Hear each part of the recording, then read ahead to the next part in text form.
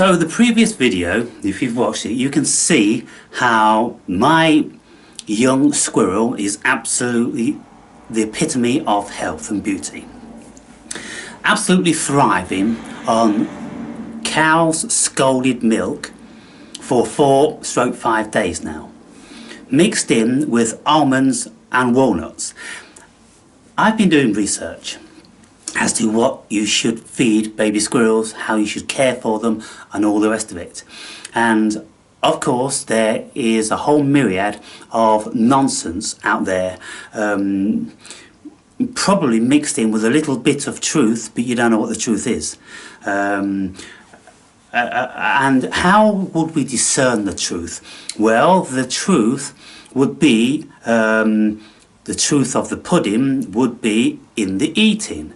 And so if you look at my baby squirrel and you see how he is thriving and what I've been feeding him on, then you think like, well, what are you feeding him? Scalded cow's milk. He seems to be thriving on that. What are the symptoms of lactose intolerance when they say, don't ever give cow's milk to your squirrel? Also, I've been speaking to one vet, or at least someone in authority who was knowledgeable, reputedly, from an animal rescue centre, who said, what are you doing? And I said, I'm feeding him crushed almonds. Oh, that's the worst thing you could ever be doing. Really? Is it really the worst thing? Don't ever feed them almonds. What else are you doing? I'm giving it cow's milk. Oh, don't ever give it cow's milk. I'm scolding it, and that's about. Don't ever give it any milk at all. Just give it water. What about all these formulas, the cat formula, the dog formula, the goat's milk, and all that on the internet that people have been rearing squirrels with very successfully? Don't ever give a squirrel any milk at all. No animal should have any other animal's milk. Really? Well, we know that's a load of bollocks, don't we? And so that's coming from somebody who was reputedly in authority at one of these animal rescue centres. Then I phoned up several other of these centres. And then they go, well, we can't advise you on this and advise you on that. And I'm, well, what's the fucking point of you having a number then? You know, and what they're saying now is because the new law in Britain, and I don't know what it is like in other countries, but in Britain, since 2019, you're not allowed to release a squirrel if you rear it a little bit or help it out. You're not allowed to. So if you find it injured at the side of the road, anything like that, and then you know, bring it in and it has a pretty well full recovery, you're not allowed to put it back outside again. There's a lot of bullshit going on, people. There's a lot of fucking bullshit. So anyway, let me get down to them. I said to this person in authority, why? The question I'm just asking, why can't I give my squirrel scalded goat's milk? What is the problem? And then it's talking down to me. You should never. I'm just asking why. Excuse me, I'm just asking why. Do you know why? No, couldn't answer me why. All these people. See, some of you viewers, you've been sending me what it says on the internet. Look, get your heads around this. The internet is full of a load of bollocks. I'm sure you're aware of that by now. And the last thing that anybody should ever do is fucking believe any of this shit that's on there. Period. And what I've been saying in my videos for the past 12 years is the only thing that we can trust is our own personal experience. My own personal experience on this, people. I'm pretty vexed about this bullshit. Is that I've got a thriving He's about 8 weeks old. I've had him 4 days. He's absolutely thriving. He's full of fucking beans and life. And I'm feeding him scalded milk and almonds, which I should never do. But you can't get an answer as to why you should never do these things. Because they don't fucking know. All they know is what they've been told by Big Pharma. And any professional, I'm telling you now, all these professionals out there, except the ones with a good conscience and a thinking ability, a rational thinking ability, because we mustn't ever fall under the delusion that these professionals are clever and know what the deal is. These professionals have been spoon-fed by the government and by Big Pharma all of their fucking professional lives, going through college and then going whenever they've been working part-time in the vets, and they've been spoon-fed by Big Pharma. There you go, there you go. Oh, don't ever, no homeopathy, no, homeopathy, natural healing bit is, no, pills is what you need, pills. You give them pills and give them potions. And so, of course, Big Pharma and big companies, they're going to proliferate the internet with a load of propaganda. We as intelligent human beings have to see through that fucking crock of shit. And I've done that. And the reason why I'm angry, because everybody in here, they're all buying into the bullshit, except 1 in 100. 1 in 100, like one site I've been taking my advice from, has been dealing with squirrels for like fucking 25 years and reared at least a couple of thousand of them on scolded milk. Then another one, a guy local, he's in a wildlife sanctuary and, all this advice for everything like that. He's been telling me, well, give it Weetabix, give it oats, you can give it raisins. And raisins, everybody on the internet is telling me it's the last thing, except for scalded milk and almonds that you should give a squirrel. I'm like, look, if I put raisins out there on my bird feeding table, within a fucking minute, the squirrels will be down there, loving them. And if I put all these nuts, almonds and everything out there, the squirrels will be loving them. I'm pretty sure that the squirrels know what they should and shouldn't eat. And then we can't even use this one. Yeah, well, they've never come upon those in the wild. Excuse me, we have almonds in the wild. And I'm pretty sure squirrels have been eating them for thousands of years. So why did this bitch tell me that it's the last thing we should ever want to do? So, what I want to know then from anybody, can anybody tell me, please, can anybody tell me why I shouldn't actually give my squirrel scalded cow's milk? And the only explanation anybody's going to be giving me is because, well, animals are lactose intolerant. And I'm like, okay, if an animal is lactose intolerant, can you tell me what the symptoms are? No, none of them could tell me what the symptoms were. So I go on the internet and I'm looking at what is lactose intolerance. And I'm pretty sure we can have a good idea. If you're intolerant to something, then you're going to vomit it or you're going to shit it. Now, the closest I can find is kittens. And it says here, the signs include diarrhea, vomiting, bloating, abdominal discomfort after ingesting cow's or goat's milk. This is one fairly common carbohydrate reaction in cats, is lactose intolerance. And the symptoms are that. Okay, so how do I know if my cats are lactose intolerant? If your cat is lactose intolerant, you'll know within 8 to 12 hours because they'll exhibit symptoms of diarrhea, vomiting and upset stomach. My little baby doesn't have that. There's no symptoms of any adverse reaction at all. What can we make of this, people? Could you say, oh, it's a miracle? It must be a miracle because all what you read on the internet is true. All these people are saying it's true. Well, according to this specialist at this wildlife centre, she was saying no milk, no formulas, and yet the internet is full. And then you can see animals coming back year after year.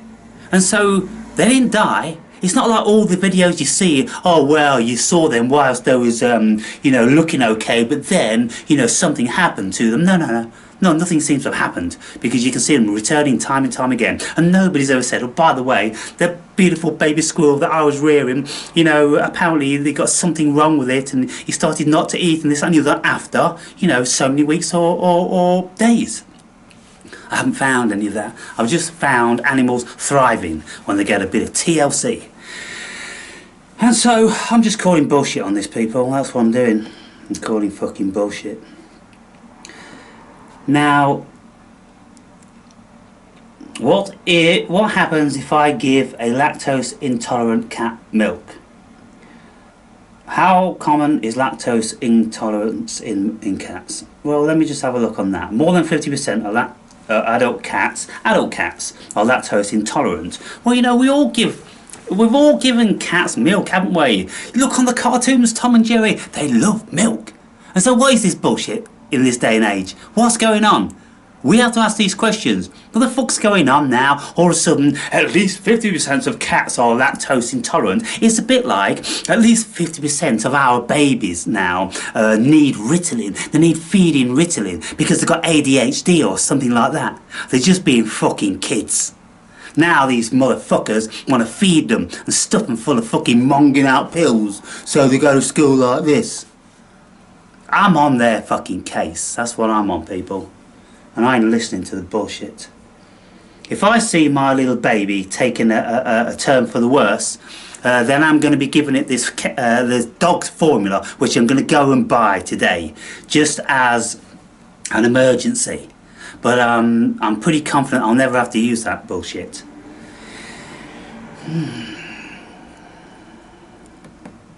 So we can see then, when we are intolerant to something, we're going to have an intolerant symptom.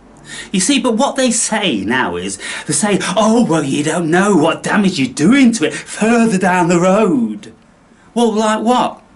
Like its cock's going to fall off, or it's going to go blind because it's drank a little bit of fucking milk. Like what? Oh, well, you don't know, do ya? Is that not something that you've been told to say by Big Pharma? Or these animal milk providing companies? You don't know, do ya? Fill you full of fear. So you got to take their pills and take their packets of powdered milk. Fuck off. Fuck right off. Not buying it, people.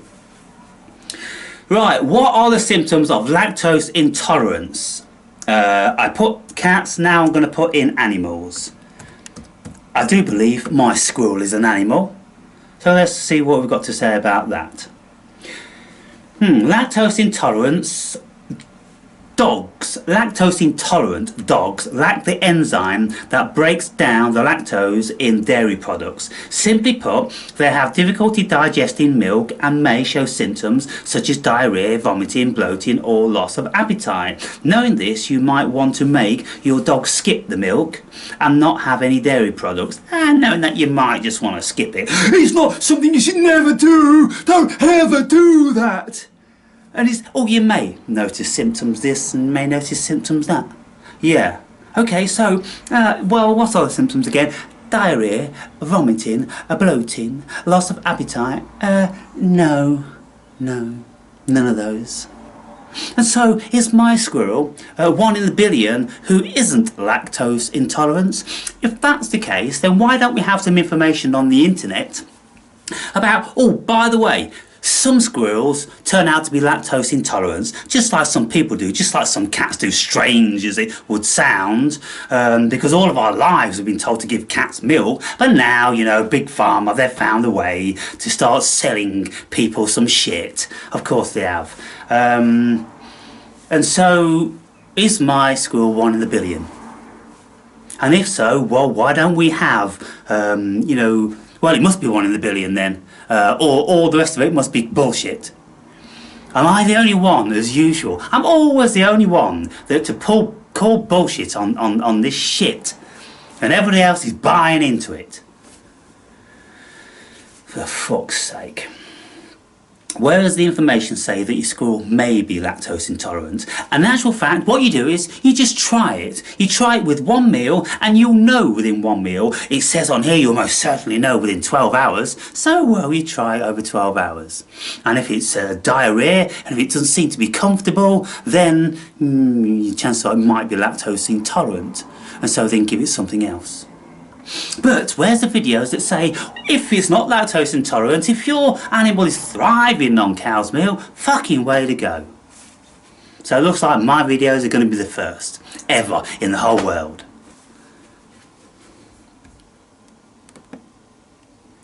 What are the 4 common symptoms of lactose intolerance? Same again, belly cramps, pain, nausea, bloating, gas, diarrhea. Sorry, he doesn't have it. Anyway, that's probably my biggest fucking rant ever.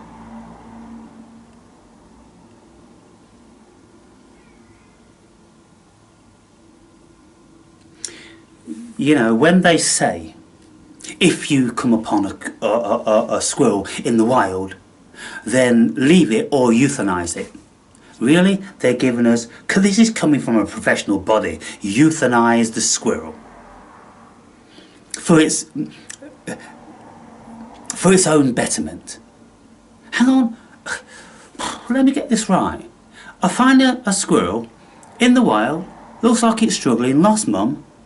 Good advice is, okay, watch it if you can for a couple of hours, if feasible, to see if mum comes back. If mum doesn't come back, you think, well, chances are in 2 hours it's not coming back, because these babies will need tending, you know, a lot during that period. So then take it, you've saved its life, because a stoat, weasel, fox, anything is going to be grabbing hold of that, and chances are it's not going to last a night, particularly if it's not got no food. It's not going to last, is it? And so aren't we doing them a favour? Aren't we being gracious to nature and to supporting our wildlife and all this? No, these motherfuckers are telling us, don't do that, leave it, or if you don't want to do something, then euthanize it. It's better, you know, for its own good, really, its own good. So bringing it back and checking if it's lactose intolerant, seeing if you can survive it no matter what you're doing, that's not a good thing. No, that's not a good thing. You've got to kill it. Yeah, I'm not buying it. I ain't fucking buying it. And then, if you do bring one of these animals into your home, you can never release it, because we've made a law. It's a law now that you can never release that back into the wild. Why is that then? Why? For whose benefit? For the squirrel's benefit? Well, because of what? Because some human's probably going to be killing it if it gets a bit too friendly. So we're protecting the squirrel against evil humans. Is that what the law's about? Because I'm pretty sure that if a squirrel goes back out into the wild, it's not going to be hanging around when he sees a fox or a cat. It's going to know that much. Squirrels are fucking smart creatures. It's going to know that. It might stroll up to a human sitting on his deck chair or drinking a coffee out on the veranda or something like that. I don't think it's going to encounter too many problems. Other than might be given a chocolate biscuit or something like that. So why have they invented this law? Why have they created this bullshit? And why are they saying that we should euthanize them? And then, of course, now, because all these sanctuaries are inundated, because these orphan squirrels are all over the place, aren't they? And so now they're going, oh, sorry, no room at the inn.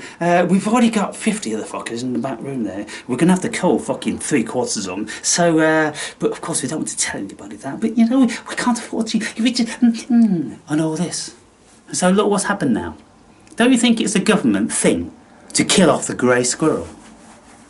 Because there's nothing there which is to help the squirrels. Nothing I can see. I can't see anything. It doesn't make sense. It's not rational sense. That if you have a squirrel, it's illegal then to put it back out. So you've got to keep the squirrel. Squirrels, domestic squirrels apparently can live to be 20 years. Really? You're bound by law to keep it for 20 years. You're not even bound by law to keep a fucking dog or a cat. 20 days, let alone 20 fucking years. Come on, people, what's going on? What's going on? And what alternative do you have then? Well, you take it to a professional refuge. Yeah, but there's no room at the inn. Where have I heard that before? I seem to remember baby Jesus had a bit of a problem with that. No room at the fucking inn, no room at the inn, no room at the inn. So what happened? Well, put it in a manger. What happened? The parents then did the best they can to provide for their young one. Bedded it down in the manger with some straw. You know what a manger is, people? A manger is one of these configurations made out of wood, which keeps hay and straw off the ground.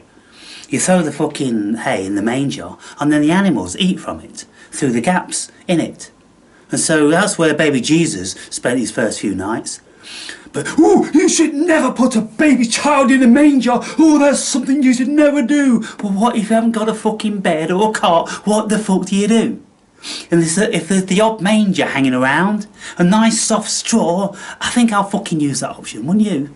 If it's good enough for Jesus, I think it's good enough for baby squirrels. Come on, people, I'm done with this fucking shit already. I'm fucking done with it. It's took me out of my kingdom of God, I'm telling you, these motherfuckers. till we ride out of our kingdom of God.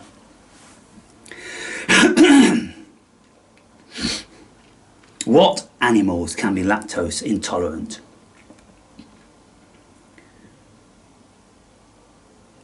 Fletcher's Creek Animal Hospital says that although both dogs and cats can be lactose intolerant, cats are more likely to experience problems. On the other hand, while dairy intolerance is common in all adult dogs, it doesn't happen in every dog.